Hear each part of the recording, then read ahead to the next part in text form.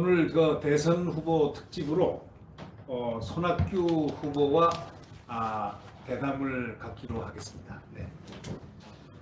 네. 우선 손학규 후보께서 먼저 한번 여러분께 인사 말씀을 드리겠습니다. 네. 안녕하십니까. 이번 대통령 선거에 출마한 손학규입니다. 저는 양경태 박사님하고는 오래된 인연입니다. 특히 저희 형님하고 잘 아시고 우리나라 국가 안보에 대해서 투철한 의식을 갖고 계시고 뿐만 아니라 민주주의 발전에도 많은 기여를 해오신 양경태 박사님, 제가 아주 선배로서 존경하고 오늘 이렇게 모시고 대담을 나눌 수 있게 된 것을 큰 영광으로 생각합니다. 감사합니다. 네. 감사합니다. 네. 네, 뭐 단도직입적으로 좀 말씀 올리겠습니다. 이 출마 선언을 하셨지 않습니까? 네. 얼마 전에 하셨는데 그때 어떤 의도로 왜냐하면 상당히 그 당황들을 많이 했을 겁니다. 이 네. 국민들이요. 전혀 예상치 않게 선 대표님이 나오셨기 때문에 왜 출마를 갑자기 준비도 없이 갑자기 선언했을까? 이 부분에 대해서 상당히 의문들을 많이 갖고 있습니다. 한 말씀 제가 해주시죠. 네. 출마 선언을 하면서 제가 이렇게 출마를 선언하면 많은 분들이 깜짝 놀라시고 네. 아이고 뭐 많이 그 양 박사님 말씀대로 당황하시고 뭐 많은 분들이 저 손학규 제정신인가? 저 사람 뭐 대통령 그 전부터 한다고 그러는데 대통령 병에 걸린 거 아닌가? 뭐 여러 가지 비난 비판의 야유 조롱이 나올 거라고 각오를 했습니다. 실제로요. 네. 제가 지난 2년간 완전히 놀고 있었습니다. 네, 네. 편안하게 자연인으로 네. 뭐 그전에 운전기사 그 차 갖고 있었던 것도 다 없애고 비서도 다 다른 데 취직시키고 그냥 버스 타고 전철 타고 네, 네. 다녔어요. 뭐 산에나 다니고 간혹 친구들 만나서 막걸리 한잔 마시고. 근데 선거가 진행되는 걸 보면서 처음에는 그냥 뭐 저에 대해서 이런저런 얘기가 나와서 한 귀로 듣고 한 귀로 흘리고 했는데 넌 도저히 이렇게 그냥 갈 수는 없다. 네. 내가 정치를 30여 년 했는데 대통령 선거가 국민들이 뭐 찍을 사람이 없다, 뭐 비호감도가 높고 차을 선택해야 된다 이러는데 그것도 그거지만 그 대통령 선거가 국가의 비전, 미래 설계 이런 데 대한 이야기가 없이 오직 가정사, 개인사에 대한 공격, 비난 그리고 정책이라고 나오는 게 포퓰리즘적인 이런 그래서 되고 안 되고는 어제가 너무 늦게 나와서 네. 뭐 하늘에 맡기되 그래도 내가 이러한 사정을 국민들에게 얘기라고 하고 알리기라도 하고 또 그래서 반응을 얻고 호응을 얻어야 되겠다 이런 생각으로 나왔습니다. 네. 그러니까 대통령 출마를 선언한 것은 이번이 근데 사실은 굉장히 국민들 내리 속에서는 몇 번이 된다 이렇게 생각을 하는데 뭐 실제로는 이번이 처음이죠. 한 번도 출마를 못했죠. 예, 한 번도 경선에서 다 네, 네. 세 번 다 경선에서 떨어지고 저보고 한때는 대통령감 잘하기 수 있는 대통령이 일이다. 뭐 기자들, 교수들 뭐 이렇게 한참 오르고 했었는데 제가 하여튼 뭐그 현실 정치 공학적인 정치는 상당히 부족한 모양이죠. 네, 흔히들 이 손 후보님을 가르쳐 가지고 이상주의자다 예. 이런 얘기도 가끔 하는 경우가 있습니다. 그러나 실질적으로 보면 뭐 경기주사를 할 때라든가 또는 의회 생활을 할 때 보건복지부 장관 할 때 보면은 굉장히 실질적인 아주 거기서 가장 탑 클래스라는 소위 경기도도 전 자치도에서 1등을 했었고요. 그 다음에 이 수입 수출 성과도 예. 제1위 했었고, 막 모든 데 1위를 했었습니다. 뭐 의회 생활할 때는 뭐 백봉 신사상 받고 또 특히 정치부 기자들이 뽑은 대선 주자 제1위를 아마 몇 년 계속했죠. 한 10년. 예. 네, 그렇게 많이 오래 계속했는데 사실은 이 손학규 대표님에 대해서 만약에 한나라당에 있었으면은 그대로 계셨으면은 지금 벌써 대통령이 되었다. 지금 이런 얘기가 거의 모든 사람들 앞에서 나오고 있습니다. 만약에 한나라당이 있었으면 대통령이 됐을 것이다. 그런데 이거에 대해서 한번 말씀을 해보시죠. 요즘도 산에 가다가 예. 등산하다가 사람들이 쳐다보면서 이제 제가 이렇게 가면은 뒤에 오는 사람들이 아이고 뭐 그냥 앞에서 지나갈 땐 모른 척하고 지나가다가 뒤에서 뒤돌아보면서 저 사람 아까운 사람. 예. 또 어떤 분들은 저한테 앞서나 악수하면서 아이고 참 아까운 분, 아 그때 왜 나갔어요? 뭐 이런 얘기들 하시는 분들 계십니다.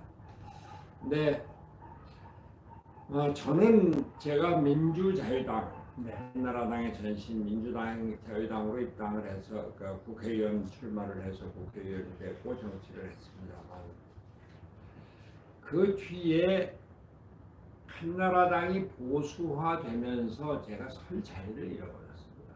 네.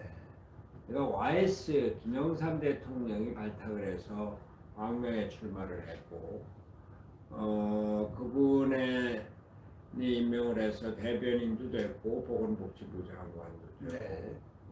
그 뒤에 경기도지사를 했습니다만 YS가 당내에서 정치적인 위치가 흔들리고 네. 힘을 잃고 나서는 저는 사실 당직을 아무것도 갖지 않았습니다. 네. 그리고 경기도지사를 마치고 대통령 선거를 할 때 그때까지 젊은 의원들이 제 주변에 많이 있었거든요. 네. 근데 그때 뭐 이명박 박근혜 쪽이 경쟁이 심하고 저게 3인 체제였었는데 그 두 분이 줄을 세우기 시작하고 나서는 젊은 사람들이 그쪽으로 다 빠져들어가더라고요. 네. 그래서 이게 내가 서 있을 자리가 아니구나 하는 네. 느낌을 가졌습니다. 아시다시피 저는 학생운동을 네. 과격하게 했고 민주화운동을 네. 하고 청계천에 들어가서 빈민운동도 하고 네. 사실 그 정치적인 백그라운드는 진보냐 보수냐 이런 거를 따지면은 진보 쪽에 가까웠죠. 아니면 네. 진보였습니다. 네. 젊었을 때는 뭐 좌파 사회주의적인 뭐 이런 생각도 많이 갖고 있었으니까. 근데 그때 제가 가진 그 어떤 우리 사회 발전에 대한 열기로는 그 한나라당에 남아서는 앞으로의 길이 없다 이런 생각을 했었던 거죠. 네. 저희가 알기로는 조영래 씨라고 고인이었죠. 김근태 씨도 고인이에요. 네네. 조영래 씨는 서울법대 출신이고 사법시험 합격하신 변호사고, 김근태 씨는 뭐 여러분들이 많이 아는 정치인이고, 그리고 이 손학규 대표님, 이 세 분이 서울대학의 민주주의의 그 운동가 삼민 그 시대를 풍미했던 3인의 대단한 운동가라고 그렇게 저희는 들었습니다. 저희가 그 학교 다닐 때인데 저희 그러니까 바로 아래 학년이었거든요. 네. 근데 아주 운동권의 삼총사라고 불렸던 그분들이 다 하나같이 지금 고인이 됐는데 아주 훌륭한 그런 이름을 족적을 남겼습니다.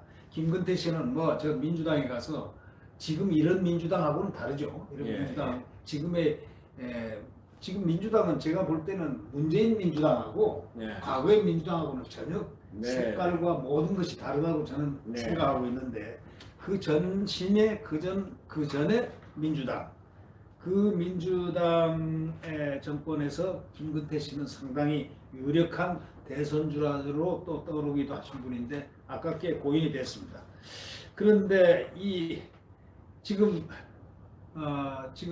손 후보님께서는 좀 이상적으로 어떤 의회주의이자라는 이런 얘기를 특히 많이 들었는데 손 후보님이 이제 서울대학교 정치학과를 나오고 제가 알기에는 정치학과를 나오고 그 다음에 많이 고초를 군부로부터 많은 구속돼 있다가 많이 정말 속된 말 두드려 맞기도 하고 뭐 그래가지고 언제 석방이 되셨죠? 뭐 저 2번 구속이 됐었고 사실 박정희 대통령이 그 김재규 지금 국정원장, 그다음 중앙정보부장에 의해서 이제 그 피격을 받았을 그 시각에는 제가 계엄령 하에 김해 보안대에 갇혀 있었습니다. 아, 김해 보안대요? 예. 네. 제가 그 당시에 NCC라고 기독교교회 협의회에서 근무하면서 민주화 운동을 했는데 네. 그 부마 사태가 일어났어요. 예, 부마 맞습니다. 항쟁이. 네네. 그 부산 마산에 우리 쪽 연결이 완전히 딱 끊겼습니다. 네. 부산 마산 지역에 지역 계엄령이 선포됐거든요. 네네. 그래서 제가 민주화 운동을 하는 입장에서 가서 상황을 파악하고 대책을 마련해야 되겠다. 네. 그리고 당시 NCC 총무였었던 김관석 목사님한테 얘기를 했더니 이분이 아이고 그거 위험하다고 하지 말라고. 근데 여하튼 제가 갔습니다. 네. 가서 김광일 변호사다 또 최성묵 목사님이다 이런 민주화 운동하는 분들을 이틀 동안 만나고 잡혔어요. 예. 뭐 미행당한 걸 네네. 몰랐죠. 그리고 경찰서에 잡혀갖고 보안대로 넘어가서 그 기업령 취하니까 네. 가서 48시간을 불문곡직하고 두드려 맞았습니다. 네. 쫄병이 그냥 무조건 패기만 하는 거예요. 네. 하도 두드려 맞아갖고 제대로 앉지도 못하고 눕지도 못하고 엎드려 있는데 문이 딱 열리더니 소나기 새끼는 여기 있었구나 그러고 들어오는데 보니까 당시 국정원 당시 중앙정보부의 네네. 대공 담당 실장이 국장급인데요. 네. 그분이 오시는 거예요. 저는 NCC에서 워낙 암기 국정원에 중앙정보부에 많이 이제 달려 들어갔기 때문에 그분은 잘 알죠. 네. 그래서 취조가 그때부터 시작이 됐는데 48시간 동안 일체 취조도 하지 말라고 그랬던 거예요. 네. 이제 시작이 됐는데 48시간 동안 계속 매를 맞은 매만 맞았습니다. 그냥 네. 밥 먹는 시간 빼놓고. 네. 아주 그렇게 매 맞는 거는 있을 수가 없었어요. 네. 근데 하여튼 취조가 시작이 됐는데 취조가 그동안의 행적을 써라 써냈더니 이 게임 뭐냐 그러고서 또 다시 써라 이러는데 나가더니 들어오잖아. 한 8시나 9시 10시인지 하여튼 들어오질 않아요. 밤늦게 안 들어와서 저는 공포에 질렸죠. 이 사람들이 무슨 음모를 또 꾸밀라고 하나. 근데 그 다음 날이 되도록 안 거예요. 그 하루가 더 지나니까 헌병이 말투가 바뀌면서 괜찮으실 거예요 그러더라고요. 그 아주 쫄병이 막판말로 그 배고 그럽니다. 배구하던 사람이. 그러죠. 네. 그러니까 그 와서 취조를 할 시간이 저녁 낮이었는데 얼마 안 돼서 박정희 대통령이 그렇게 이제 돌아가시고 그러고서 이제 중앙정보에서 철수한 거죠.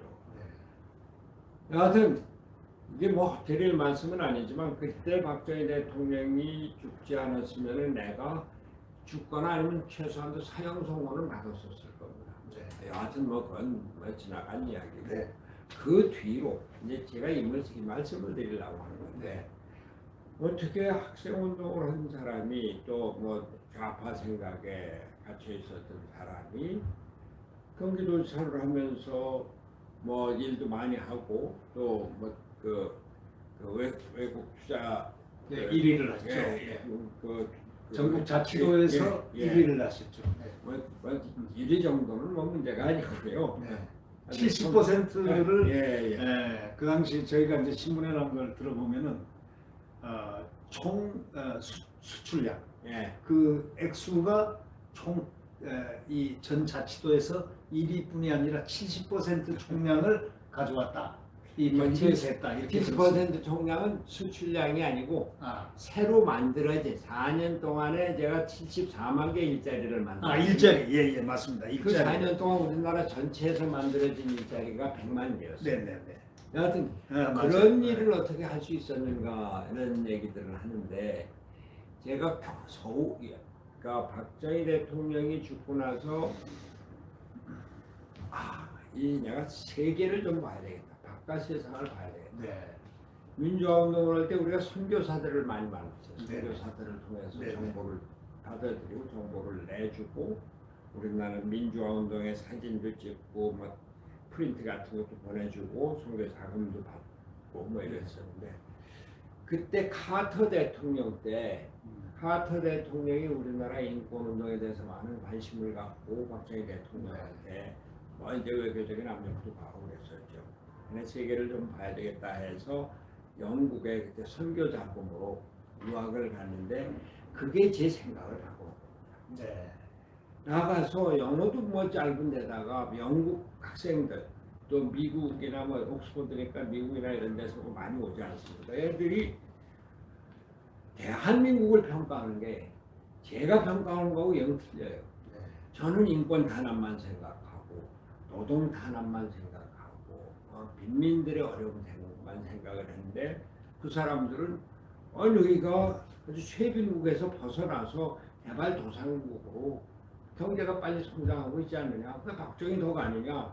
그는 네가 우리나라 경제 발전에 대해서 뭘 안다고 그러느냐? YH 사건을 아느냐? 뭐 전태일을 아느냐? 이렇게 이제 거꾸로 싸우는 그 사람들이 전태일이건 YH건 전혀 상관없이 대한민국의 경제 성장, 경제 발전 그것에 대한 박정희의 기여 이것만 얘기를 하는 거예요. 네. 또 하나는 한국에 있을 때는 정보가 닫혀 있었으니까 김일성이가 그렇게 뭐 모든 것을 다 끊어놓고 하는 독재자 이런 거를 선전은 들었지만 차마 그렇겠느냐. 근데 가서 보니까 영국의 더 타임스에 한 면 전부 사진도 없이 공보 광고가 그렇게 나왔대요. 우리가 그 안에서 한국에서 듣는 게 전부 다 거짓말은 아니었구나. 북한이 아주 조금 막힌 거였구나. 네. 그러니까 한국의 경제 발전과 북한에 대해서 그런 사실을 알게 되면서 우리나라 민주화 운동을 하는 우리 동지들이 우물 안에 갇혀 있어서는 안 되겠다. 네. 이런 생각을 하게 된 거죠. 네. 그게 이제 계기가 돼서 나중에 정치를 하고 보건복지부 장관을 하고 경기도지사를 할 때 세계를 상대로 해서 네. 나가야 되겠다. 그래서 제가 경기도지사 때 내세운 표어가 세계 속의 경기도였어요. 네, 세계 속의 경기도 있어요. 네. 네. 사실상 그때 이 옥스퍼드에 그 고초를 당하고 아까 김해 보안대에서 고초를 당하고 조금 있다가 출국한다고 하는 게 신문에 났어요. 이제 출국하셔가지고 이제 옥스퍼드에서 정치학 석박사를 마치시고 옥스퍼드는 그 석사 과정으로 들어가면은 석사 학위를 마치고 박사하는 게 아니라 바로 홍합 과정. 과정에 이제 중간에 맞습니다. 석사 과정을 박사 과정으로 바꿔서 예. 그래서 와서 오셔가지고 그 다음에는 인천대학에서 인하대학에서 있다가 정치외교학과 교수를 하시고 그 다음에 서강대학 교수를 정치외교학과 교수를 하시다가 김영삼 대통령으로부터 국회의원으로 나가라 그런 그 광명이었는데요. 네. 광명에 그 국회의원으로 당선되신 분이 병원으로 돌아가시게 돼서 근데 저희가 광명이 시흥은 서면이고 저희는 시흥은 동면인데 바로 같은 붙어있는 동네고 저희 아버지가 그 광명 서면에서 초등학교 교장으로 하셨습니다. 고등학교 선생님하고. 근데 보니까 우리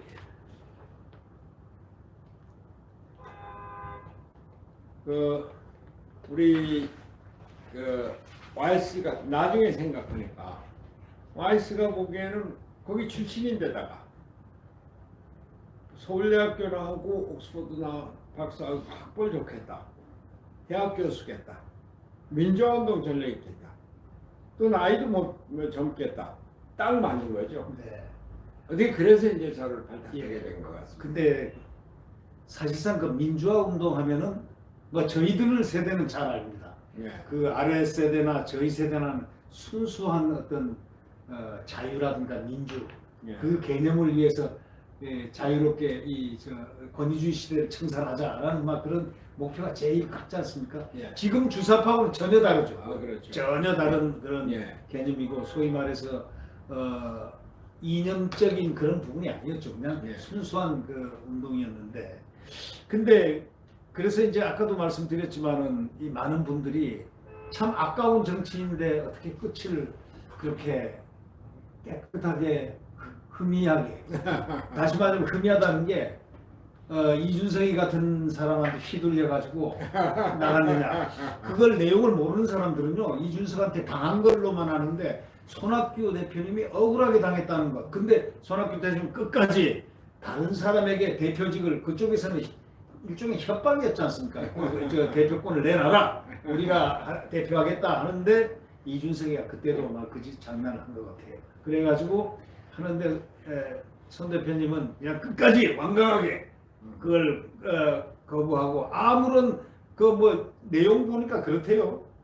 무슨 이 저 판공비 이거 쓴 거를 갖다 항목을 좀 뭐 바꾸고 뭐 이렇게 항목이 바뀌어서 잘못 이렇게 기재된 거 이것 가지고 트집을 잡아가지고 뭐 그게 뭐 저는 네. 뭐저 회계나 재산 아니 그분들이 내가 그 당비를 내는데 네. 당비를 다른 사람이 냈다. 예. 그 바른미래당의 당비가 200만 원인가 250만 원 네, 네, 정도 됩니다. 네, 네. 근데 그 제가 갖고 있었던 개인 노래에서 냈는데 그 이제 입금 과정에 다른 사람이 이름이 들어가 있어요. 이름이 다른 사람이. 네. 그러니까 다른 사람이 대납했다 그러는데 그걸 선관위에 고발을 해서 그 주위 주변 사람들이 다 불려가서 조사를 받았습니다. 네, 하여튼 뭐 이런 얘기는 거지만 우리 장모님이 돌아가시면서 하여튼 뭐죠? 그 제가 예. 갖고 있었던 돈을 네. 그 차근차근 이렇게 냈는데 네. 뭐 그래갖고서는 선관위에서 그게 다 규명이 됐고 네. 그래서 저를 고발했던 사람을 제가 무고죄로 고발을 했었는데 네, 그 사실을 지금 모르고 있더라고요. 그 사람이 예. 네. 사정을 해서 네. 내가 당신을 정치를 못하게 하려고 하는 것이 아니고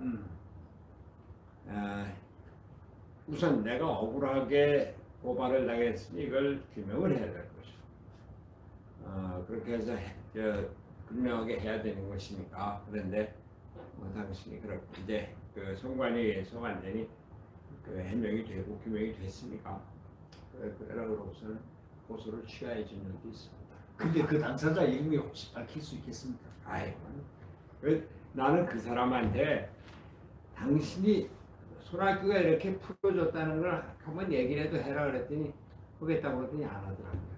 그러니까 밝히셔야죠.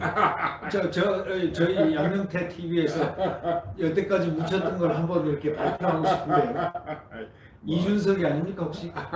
됐습니다. 그래서 뭐 그런 얘기 하지 마시고요. 이준석이가 참 못된 짓을 많이 했습니다. 이 여러 정치 행위에서 이런 부분들이 지금 그래서 지금도 못된 짓을 하고 있고 그래서 저는 보면서 정치하는 분들이 심성이 참 좋아야 된다고 생각합니다.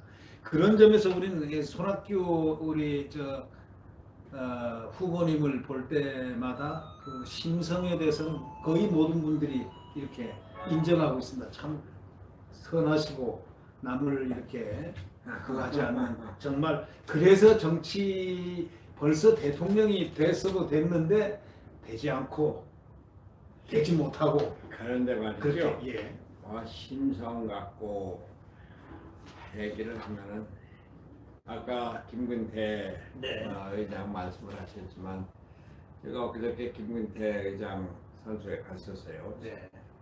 김근태 의장이 이제 10년 전에 예. 조금 아주 고등학교 때부터 대학교 때 다 친하고 민주화운동 같이 네네. 했어요.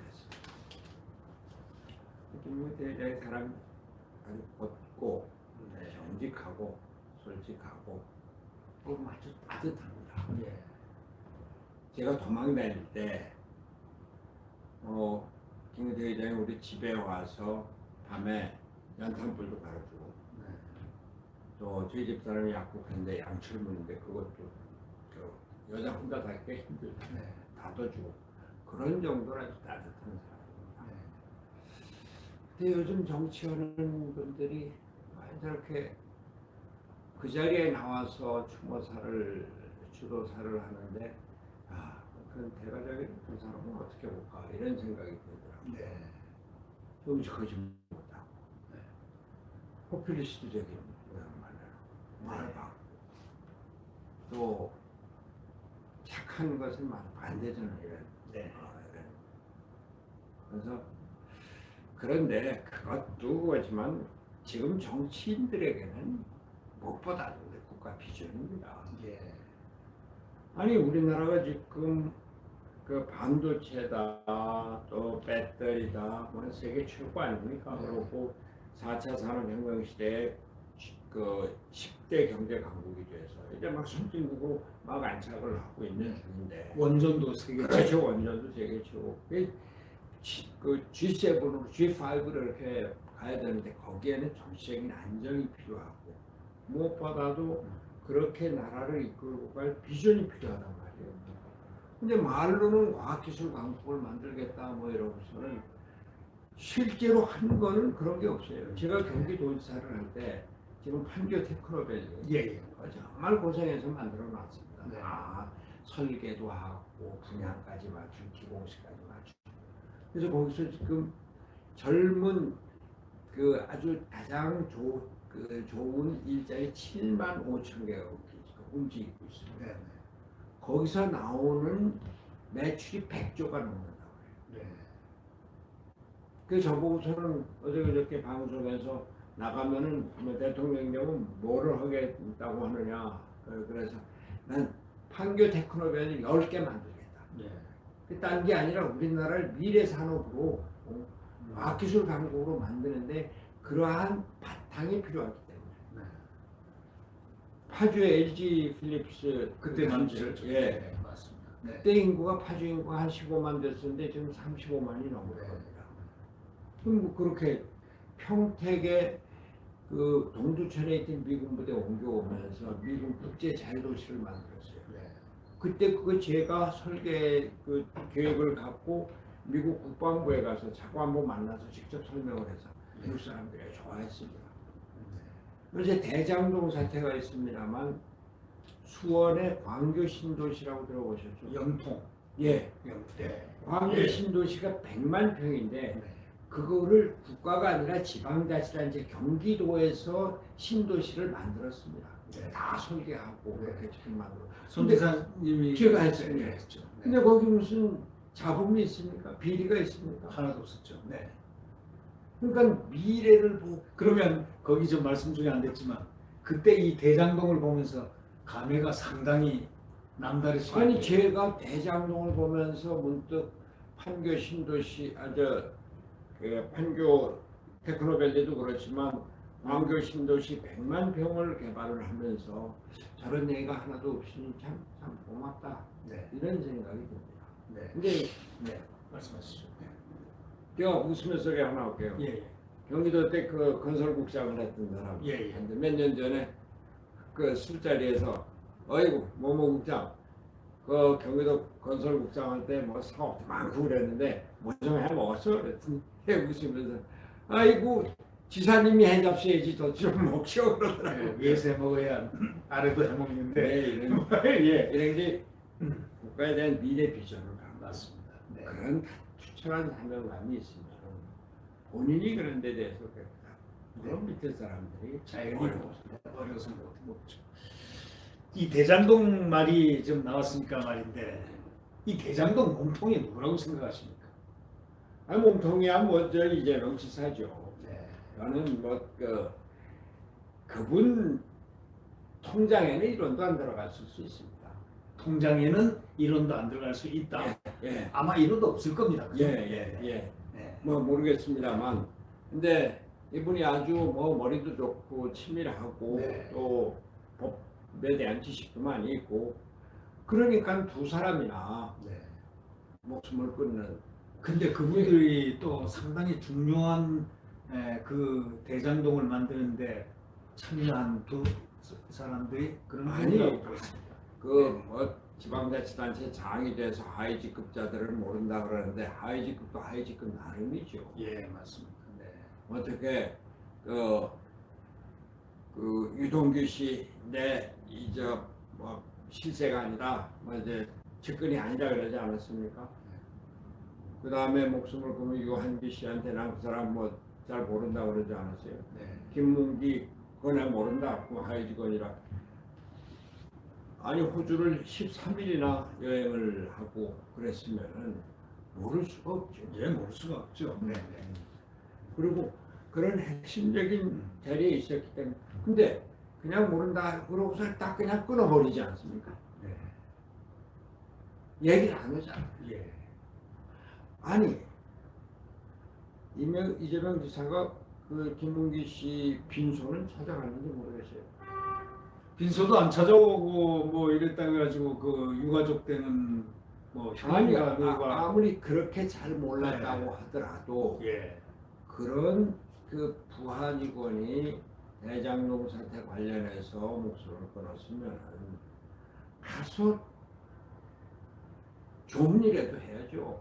아, 당연하죠. 자기 그 대장동 그러니까 거기 네. 조문 가면은 혹시라도 뭐저 연관된 게 조금이라도 뭐 꼬투리라도 잡히지 않을까 그런 거 아닙니까? 네, 그래서 우려 때문에 안 갔을 가능성도 없잖아 있으라고 생각은 됩니다만은 그런데 그래서 이 유족들이 그랬다는 거 아닙니까? 아니 윤석열 그 후보가 그날 대장동에 와서 이 김문기 씨 가족을 얘기하면서 이런 폐륜이 어디 있느냐 하고 저 이재명을 공격을 했다고 하지 않습니까?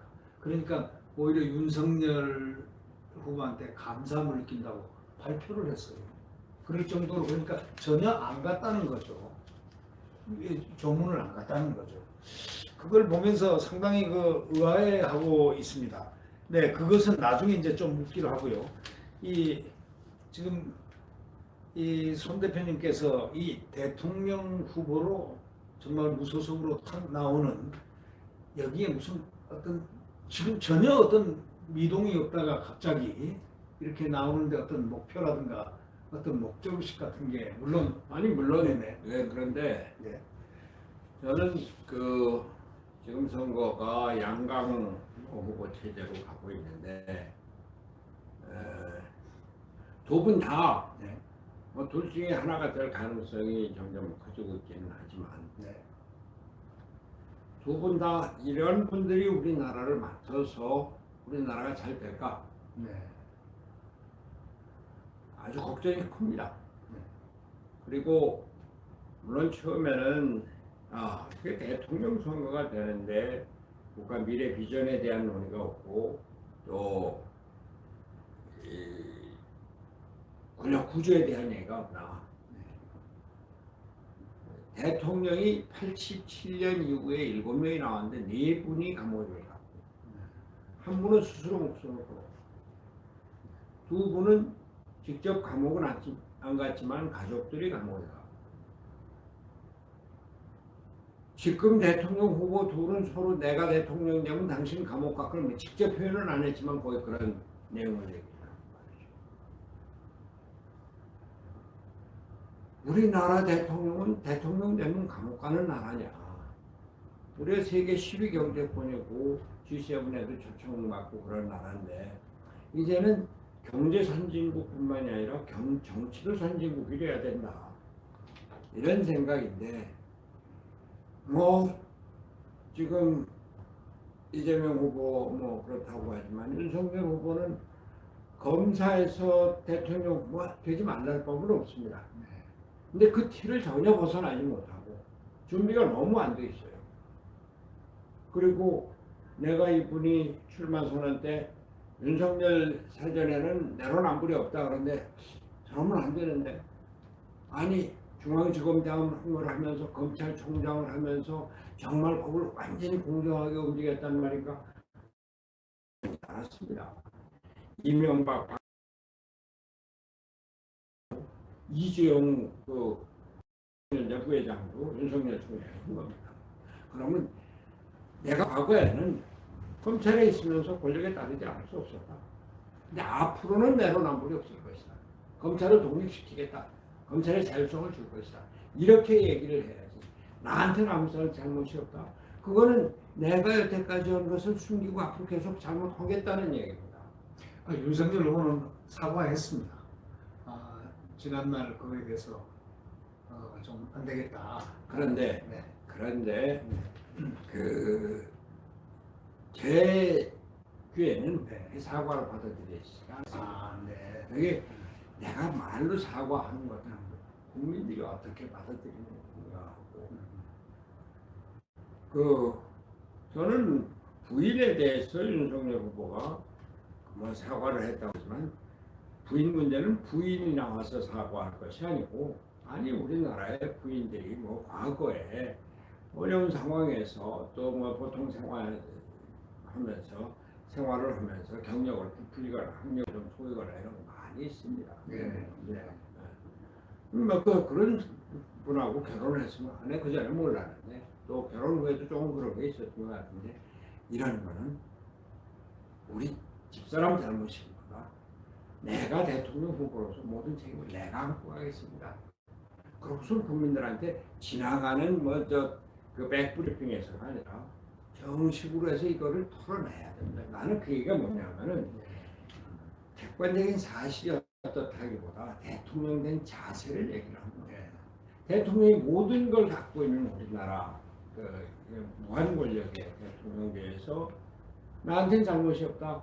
또 뭐 이렇게 하면은 또 똑같은 것이 반복이 되기 때문에 그래서 말씀을 드립니다. 아, 네, 알겠습니다.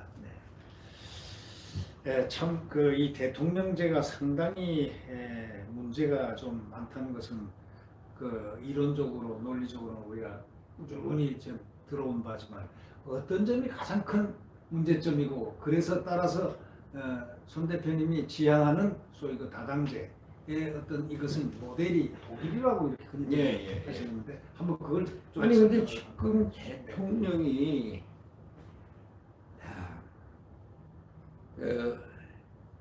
지금 코로나 사태 아닙니까? 네네. 질병관리본부를 질병관리청으로 승격을 시켰어요. 네네. 그래서 이제 모든 걸 다 그쪽에서 하는 줄 알았습니다. 근데 방역기획관을 갖다 임명했어요. 기 뭐라는 사람. 예.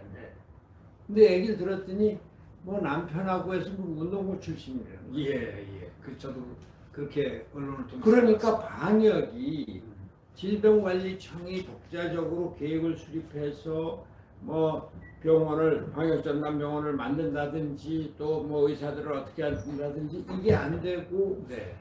거리두기를 며칠 한다, 뭐 2주일을 늘린다 이게 다 방역기획관에서 하는 거예요. 네. 기모란이라고 그러죠. 네. 네. 그게 하나의 단적인 예인데 네. 단적인 예죠. 인사수석비서관, 민정수석비서관 이런 데서 다 인사하고 있지 않습니까? 예. 장관들이 자기 사람들을 제대로 심지 못해요. 네. 그러니까 무슨 행정을 하겠습니까? 맞습니다. 네. 공사 네. 사장이나 뭐 감사뿐만이 아니라 사회이사까지 다 청와대에서 한다는 거예요. 아, 그렇습니까? 근데 네. 그거를 하는데 기준이 그 사람 지난번 선거 때 뭐 했지? 지금 우리하고 관계가 어떻게 돼? 우리 편가르기 진영 논리거든요. 네. 아니 일자리 수석 대통령이 일자리에 대해서 관심을 갖고 열의를 갖는 건 좋으나 일자리 수석 만들어 놓으면 그 다음에 기획재정부다, 노동부다, 산업자원부다, 뭐 해수부다 이런 데서 다 그쪽에 결제를 받아야 되는 거예요. 네. 청와대가 모든 걸 쥐고 있어요.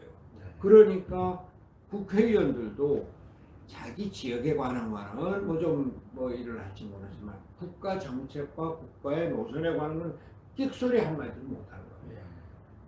내각이 제대로 역할을 못하고 국회가 제대로 역할을 못하고 심지어는 사법부까지 국회 하수기관이다 이런 얘기들이 들리지 않습니까? 네. 그러니까 우리나라 같이 국회가 모든 것을 가진 나라는 전 세계에 없습니다. 미국도 대통령 중심제라고 하지만 그 인사청문회를 통해서 의회가 갖고 예산권 의회가 갖고 감사권을 의회가 갖습니다. 근데 미국조차도 대통령이 점점 더 커지고 있는 거예요. 그러니까 트럼프 같이 그냥 뭐 이 대통령 끝까지 하겠다고 선거 끝나고 나서도 승인 뭐 받아들이질 않고 지지자들이 국회의사당 침입하는 것을 뭐 사주하였다고 그러는 거죠. 그래서 그런 갈등 속에서 미국 같은 나라도 이 지금 뭐 40만 명의 확진자가 나오고 이런다고 하는데 그 백신을 안 맞는 게 정치적인 이유로 안 맞는 게 대부분이라고 그러지 않습니까? 이런 편가르기 이게 대통령과 양당제 안에서는 어쩔 수 없는 그 제도로 뿌리박기 때문에 그래서 우리도 이제 그 대통령제, 양당제, 편가르기, 싸움 정치, 투쟁 정치를 벗어나서 국회에서 정당 간에 협의를 하고 합의를 하는 유럽식의 의회주의를 채택을 하자. 지금 당장은 안 되지만 그런 노력이라도 해야 된다 이런 생각에서 제가 나온 겁니다.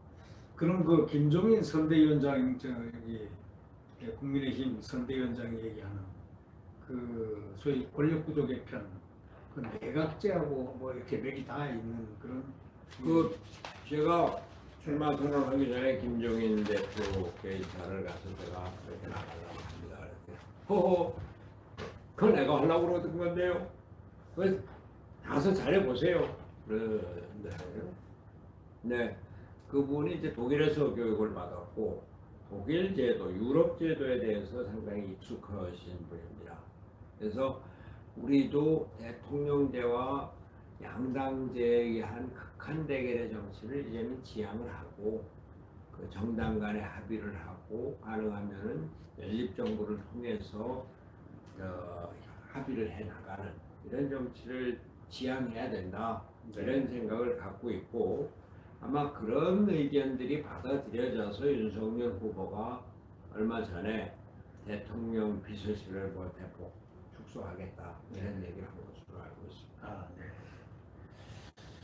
네. 이건 뭐 조금 다른 얘기입니다만은 그 이재명 후보하고 윤석열 후보 네. 이 두 분에 대해서 상당히 좀 평을 좀 한번 해주시죠. 지금 아마 지금 그래도 양강구도 현상에서 지금 이분들은 철저히 정당 배경으로 지금 나와 있는데 말이죠. 그리고 상당히 그 가장 두 분이 치열한 그런 대전을 펼치는 듯 보이는데 이 두 분에 대해서 정말 우리 손 지사님께서는 정치를 다 한판에 보고 계시니까 아니 뭐 저는 네.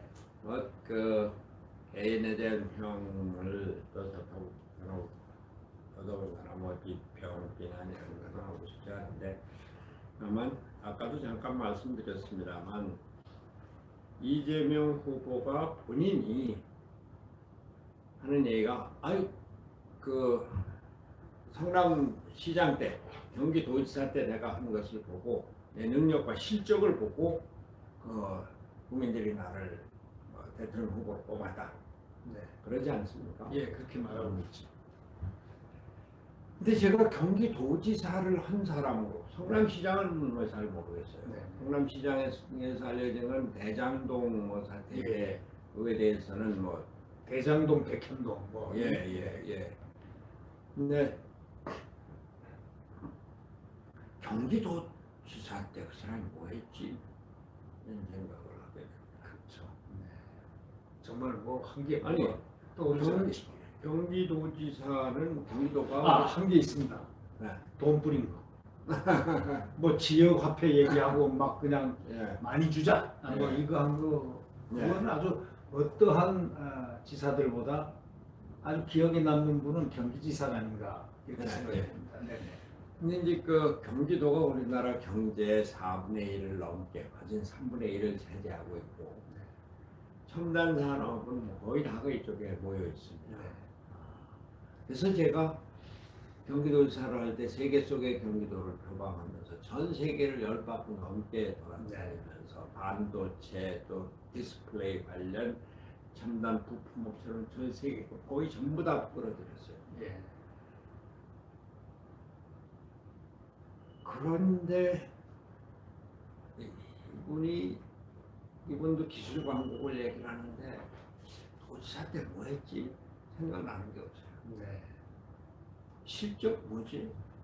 아니 저는 아까도 말씀드렸지만 판교 테크노밸리 만들었죠. 삼성 디스플레이 단지 만들었죠. 광교 신도시 만들었죠. 광교 테크노밸리 만들고 평택 강을 제3의 항구 만들고 또 그 미군 국제도시를 만들고 막 평택, 화성, 용인 이런데 여러 그 외국인 산업단지를 만들고 뭐 여하튼 정신이 없었습니다. 네. 제가 첫 해에는 경기도가 골프 왕국입니다. 예, 예. 처음에는 골프를 좀 쳤어요. 네. 국회의원들 불러드리고 또 기자들 불러드리고 하면서. 네. 근데 조금 지나다 보니까 시간이 없고 보니까 우리 비서실장이나 이저 행정자치국장이 우리 산하 그 기관에다가 뭐 출연을 하고 이러는 거 같더라고요. 네. 그래서 안 되겠다. 무슨 뭐 골프를 안 치고 완전히 뭐 저 골프 채까지도 없어버렸었는데 제가 경기도에서 뭐 일을 했다고 그러지만 제가 당한 게 아니에요. 네. 저는 그걸 뭐 지휘했을 뿐이다. 공무원들이 있었거든요. 네. 아이디어도 공무원들이 내고. 네.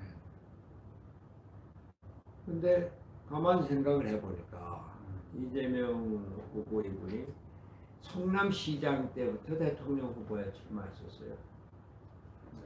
그러고 경선에서 안 되고 경기도지사가 돼서 3년 반 만에 이제 네. 내고 나갔는데 생각을 해보니까 이분이 경기도지사로 경기도의 발전을 위해서 경기도가 과학기술 산업을 위해서 해야 될 일을 만들고 실행하는 시간도 없었던 거예요. 네.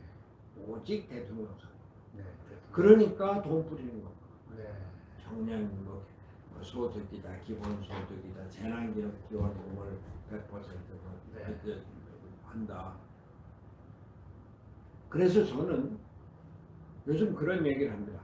앞으로는 대통령 선거, 지방자치단체장은 대통령 선거 본선뿐만이 아니라 당내 경선에도 출마해서는 안 된다. 네. 하려면 그만두고. 그만두고 나와야 돼. 예. 근데 당내 경선이 한 6개월 걸리는 거 아니에요? 예, 예. 그 사전 준비. 지금 저 이재명 지사 같은 경우는 계속 지사직을 마지막까지 갖고서 예예예. 아주 나중에 터미널에 어쩔 수 없이 예, 내놓은 예. 것 같은 그런 걸로 내놨지 않습니까? 그러니까 여하튼 이분이 말은 잘한다고 하는데 실적 갖고 얘기를 하면서는 안 된다. 그 실적이 없는 사람이 어떻게 능력을 보여줬다는 얘기를 하는 거야. 네. 하여튼 그분의 뭐 개인적인 이야기들이 많이 있고 합니다만 저는 경기도지사를 했던 사람으로 네. 그거는 아니다. 네. 그리고 대선은 지방자치단체장이 현직에 있으면서 당선부터 하면 안 되겠다. 네. 이런 생각. 네네. 근데 이재명 지사가 오늘 아침에 그 뉴스를 보니까 전작권을 갖다가 우리가 뭐 마음대로 하면 되지 않냐 이런 얘기를 하던데 이거 상당히 위험한 얘기로 제가 받아들이고 있거든요. 전시작전 통제권은 서로 그래서 연합사가 마음대로 한다고요? 예 그런 예, 발언을 했습니다. 전작권 우리가 하면 그뿐이다 이거예요. 제가 경기도지사를 하면서 정말로 고맙게 생각했었던 것이 네. 국방안보는 도지사 권한이나 행정권 밖에 있는 겁니다. 예. 그럼에도 불구하고 저는 군부대가 대한민국 화력의 70% 내지 80%가 경기도에 있다. 네. 그 군을 경험하고 안보를 배울 수 있는 것을 큰 그 기회로 네. 소중하게 생각했습니다. 네. 그리고 그 3군 사령부가 그 경기도에 있죠. 네. 또 그 2차단이 그 당시에 저 의정 동두천에 있었죠. 7공군이 경기도 오산에 있었죠. 또 한미 연합훈련을 하면 연합훈련 장소가 또 경기도. 네. 공군 와십전 두비행단 해병대 사령부 뭐 해군 2함대 사령부 이게 전부 다 여기 있으면서 네. 제가 군부대를 무척 열심히 네. 방문하고 도와드리고 그랬습니다. 이 연천에 그 전부터 있었던 지뢰지대를 지뢰 해소한다고 그러나요? 네. 그것도 경기도에서 지원을 해줘요. 근데 그때 이제 배우는 게 한미 동맹의 중요성, 네. 또 군대 안보의 중요성 네. 이런 것이거든요. 네. 저는 한미 동맹 관계에서 한미 연합 훈련을 컴퓨터 시뮬레이션으로만 한 게 3년 4년이 된다는 건 무척 안타깝게 생각합니다. 네. 아니 훈련이 없는 군대가 어디 있고 네. 기동이 훈련이 없는 연합 군사 훈련이 어디 있습니까? 네. 미국과 일본은 뭐 그 호주 같이 해갖고서는 이 그 함대, 비행기, 미사일 이런 게 다 동원하는 연합 훈련을 그렇게 그 기동을 하는데 우리는 그걸 못 하고 있지 않습니까? 전혀 못하고 있죠. 예. 이 정권에서는 그것이 허용이 안 되는 거죠. 친북. 그렇죠. 네, 그건 네. 이 친북이나 대중국 관계도 우리가 튼튼한 국방력을 갖고 있으면서 네. 우리 안보는 우리가 지키는데 평화를 하자. 네. 그리고 우리는 미국과 튼튼한 안보 관계를 유지하고 있는데 그건 당신들이 인정을 해야 된다. 예. 근데 우리가 평화 체제를 갖추고 서로 교류하고 협력하고 그럼 미국도 도와줄 것이다. 네. 이런 게 돼야지 되는데 미국하고 사이가 떨어질수록 뭐 그 북한이 좋아한다? 아니죠. 미국에 우리가 발언권이 없는 대한민국 정부는 북한으로서 완전히 무용지물입니다. 네, 맞습니다. 네. 미국하고 튼튼한 연계가 되어 있지 않는 한국은 중국으로서 호구입니다. 호구죠. 네. 근데 이 정권은 왜 그 호구의 길을 택할까요? 그러니까 그 국방 안보와 국제 관계에 대한 식견이 부족하더라고요. 네. 제가 아까 내가 영국에 나가서 우리나라 위치를 세계 속에서 봤다. 네. 그래서 도지사 때도 세계 속의 경제라고 했다. 그 뒤에도 미국 가서도 제가 10개월 연수를 했고 독일 가서도 10개월 연수를 했고 3, 4년 전에는 실리콘밸리 가서 3개월 연수를 하고 그러면서 세계의 새로운 변화를 본 겁니다. 네. 그런데 문재인 대통령이 생각을 해보니까 고시 파스하고 부산에서 노동권 변호한 거 말고 국제적인 감각 이거를 제대로 배운 게 없어요. 예. 청와대 비서실장을 했다고 그러지만 왜 저분이 그런 국제적인 감각 안보에 대한 그 실질적인 이해관계가 없는가 좀 의문이에요. 예. 그런데 지금 이재명 지사나 윤석열 후보나 국제관계에 대한 경험이 전혀 없습니다. 외국을 경기도지사는 외국을 무척 많이 알고 교섭을 하고 끌어들이고 해야 되는데 별로 그런 게 보이지 않는 거예요. 국내에서 정치 활동만 하는 거예요. 국내에서 청년들 표시 먹겠다고서는 청년 소득 넣어줄 생각만 하니까 뭐 검사 생활 뭐 36, 26년 하면 뭐더 말할 것도 없고 그래서 걱정이라는 겁니다. 네. 그런 경험이 없으니까 문재인 대통령이 자꾸 아는 남북 관계에서만 뭘 해결하려고 그러는데 그게 됩니까? 남북 관계를 기초로 해서 미국을 끌어들이려고 하니까 그게 됩니까? 그러니까 트럼프가 여기 와서 김정은을 만나는데 네. 우리나라 대통령이 이 자리에서 장소를 제공해 주면서 가서 말 한마디 끼지도 못하는 거예요. 그렇죠. 그러니까 이 전시작전권을 갖다가 이 우리가 하면 그뿐이다 하는 것은 이게 멀리 생각하면 한미동맹을 깨겠다는 얘기 아닙니까? 아니 전시 작전권을 그렇게 함부로 얘기할 수 있는 아, 그렇죠. 이건 터부시돼야 될 네. 정도의 가장 불이가 이거 그러고 네. 전시 작전권이 깨진다라고 하는 것은 자칫 잘못하면 미국이 한반도에서 떠날 수 있다는 거예요. 맞습니다. 네. 그걸 지금 간접적으로 표현한 거 아닌가? 네. 저는 생각할 때 네. 그렇게 해서 저희가 학생 때는 못 모르고 예. 주한미군 나가 그게 독자적인 자주국방 뭐 하겠다. 그런데 그 김대중 대통령이 남북관계 협력 교류 협력을 하면서 남북관계에서 진행되는 대화 말 한마디 숨소리 하나도 다 미국하고 같이 공유를 해라 이랬다는 얘기가 있어요. 예. 미국이 그만큼 중요하다는 예. 얘기죠. 중요하죠. 네. 근데 그 지금 전시작전권이다, 종전선언이다, 한미 그저 우리 대한민국의 안보에 관한 것을 너무 책임 없이들 이렇게 마구 그렇더라고 이런 거 좀 걱정입니다. 제가 남북 평화에 대해서는 김대중 대통령의 햇볕 정책을 당이 다른 한나라당에 있을 때 공개적으로 지지를 했었던 사람입니다. 네. 그리고 경기도지사를 할 때 북한에 대해서 변호사 지원 사업을 벌였고 네. 임진강에 가면 평화놀이라고 야외 음악 당했습니다. 그 제가 만들었습니다. 논에 복토를 해서 9m 흙을 그게 뭐 몇만 평이든가 상당히 넓은 땅을 그렇게 돈 들여가면서 했었던 게 평화놀이고 그때 평화축제를 했었고 그러나 그 평화는 제가 그 남북한 변호사 지원 사업을 하면서 그 주한미군 사령관 그 연합 그 사령관하고 한미 연합 훈련 기동 훈련을 현장에 가서 연합사령관 집차에 타고 앉아서 직접 참관을 한 사람. 네. 미 2사단 지하 벙커에 들어가 본 사람입니다. 네. 7공군 사령관 이 취임식에 가서 뭐 갔는데 뭐 축사를 하라고 그래서 그냥 영어로 축사를 해주고 네.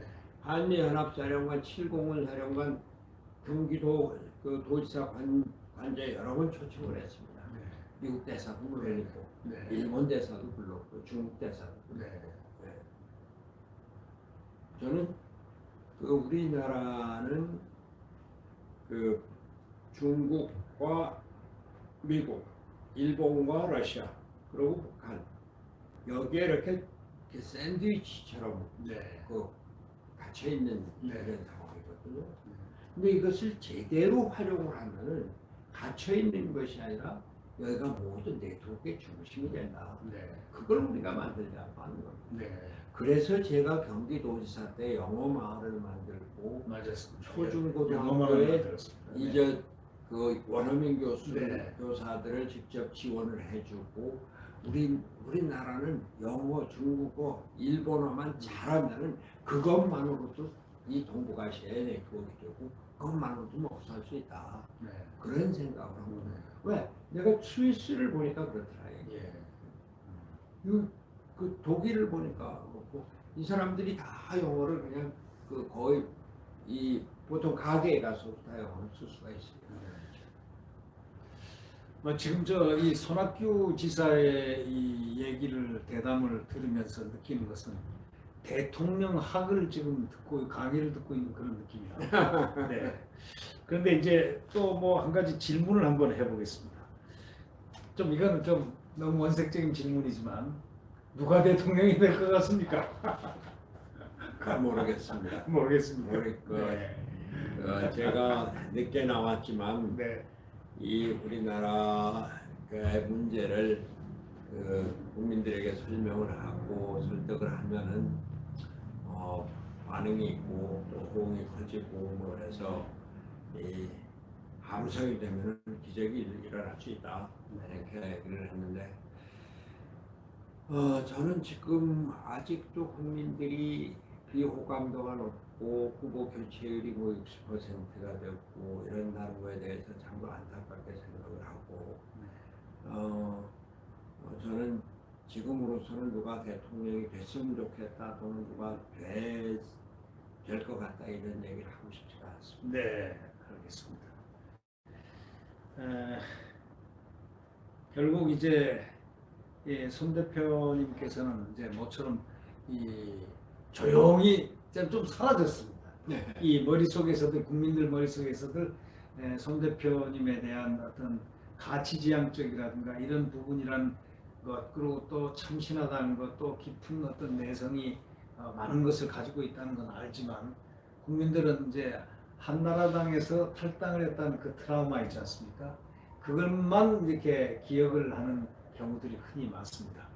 그런데 이제 많은 세월이 흘러서 이제 아무래도 조용한 이 상태에서 이제 손 지사님이 툭 혜성과 같이 나타났습니다.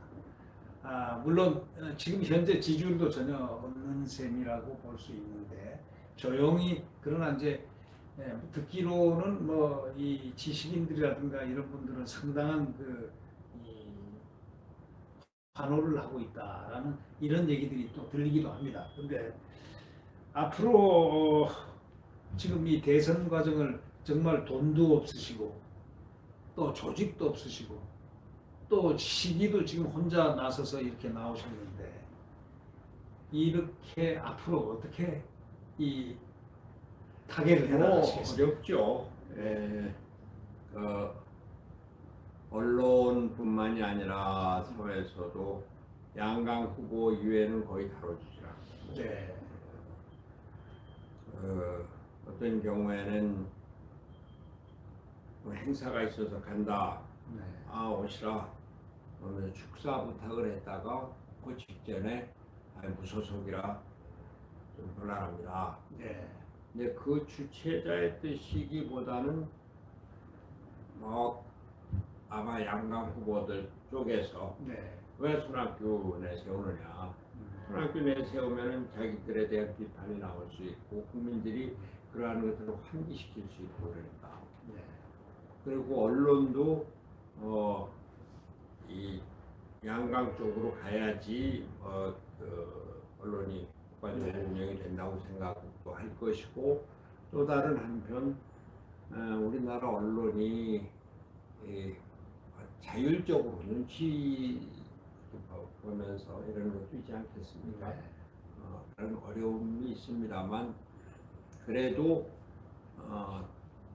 개별적으로 네. 또는 우리 양 박사님이 하시는 이런 유튜브처럼 네. 이런 그 제도적인 언론의 제약에서 벗어나서 네. 직접 국민에게 다가갈 수 있는 이런 것들. 참 이 자리를 들어서 제 유튜브가 말이죠. 네. 손학규 TV 2022 손학규 TV 2022 그 유튜브에서 검색을 해서 꼭 눌러주시고 좋아요를 찍어주시기 바랍니다. 네. 이 손학규 TV 2022 외우기가 아주 참 쉽습니다. 한번 들어가셔서 자주 보시고 구독도 눌러주시고 또 좋아요 눌러주시고 알람도 설정해 주시면 좋겠습니다. 그리고 이 손지사님 마지막으로 시청자들께 하실 말씀 한번 해주셨으면 네. 합니다. 오늘 오래간만에 양 박사님 뵙고 또 양 박사님의 애정 어리고 또 그러나 우리 나라를 생각을 하면서 국민들과 함께 대통령 선거를 걱정하시는 이런 대담을 들으면서 제가 마음이 참 찡한 것을 느낍니다. 우리나라가 지금 한참 부근 상승의 기회를 타고 있습니다. 첨단 과학기술이 그 산업이 발전을 해서 세계 10대 경제 강국에 들어서고 정치적으로도 G7의 초청을 받고 또 G20는 아주 그냥 확정된 사안이고 한데 근데 우리나라가 안보상 앞으로 어떻게 전개될지 모르는 위기 상황이 도래하고 있습니다. 미국과 중국이 대결을 하면서 그 안에 껴있는 한국한테 이쪽으로 갈래 이쪽으로 갈래 그러는 것을 위협하는 정도고 그것은 안보 경쟁뿐만이 아니라 경제 전쟁 심지어는 반도체 전쟁으로 바이든 정부에서는 반도체 거래 정보를 내놔라 이런 정도까지 있단 말이죠. 그렇지만 그래도 우리는 우리 기업들 또 과학기술자들이 열심히 해서 완전히 성공은 못했지만 우주강국으로 갈 수 있는 기반도 만들고 있습니다. 또 BTS다, 봉준호다 이런 그 세계적인 오징어 게임이다 문화강국으로도 진출하고 있습니다. 근데 이것을 제대로 해 나가려면 정치적으로 안정이 돼야 됩니다. 무조건 싸우고 끝까지 투쟁만 하는 이런 정치로서는 경제도 문화도 뒷받침할 수가 없습니다. 그래서 우리는 대통령제가 갖는 또 양당제가 갖는 무한대결의 정치를 이제 끝장내고 유럽과 같이 정당 간에 합의하고 연립하고 연합하는 연합정치, 합의의 민주주의를 이뤄내자 그런 생각에서 제가 나왔습니다. 힘은 없고 또 저는 정치를 오래 하면서 아이 저 사람이 이제 갔어 이렇게 생각하실지 모릅니다만 그러나 우리나라가 갖는 이런 세계적인 비전을 다시 한번 생각을 해보면 그동안 우리가 쌓아온 경험 거기서 생긴 지혜 이런 것을 적극 활용을 하면서 국민과 함께 나가야 되겠다. 그런 생각으로 이번 대통령 선거를 봐주시기 바랍니다. 오늘 이 영양대 TV 정말로 뭐 어떻게 보면 너무 그 자세하게 물으셔갖고 평소에 하지 않는 얘기도 많이 한 것 같은데 죄송합니다. 잘못된 것이 있으면 널리 용서를 해주시고 손학규를 많이 지원해 주시기 바랍니다. 네, 감사합니다. 여러분 오늘 12월 31일 마지막 해입니다. 마지막 날입니다. 새로운 내일 아침을 우리 다 맞이할 텐데 손학규 대표님께 제가 대신해서 새해 인사를 드리겠습니다. 새해 복 많이 받으십시오. 새해 복 많이 받으십시오.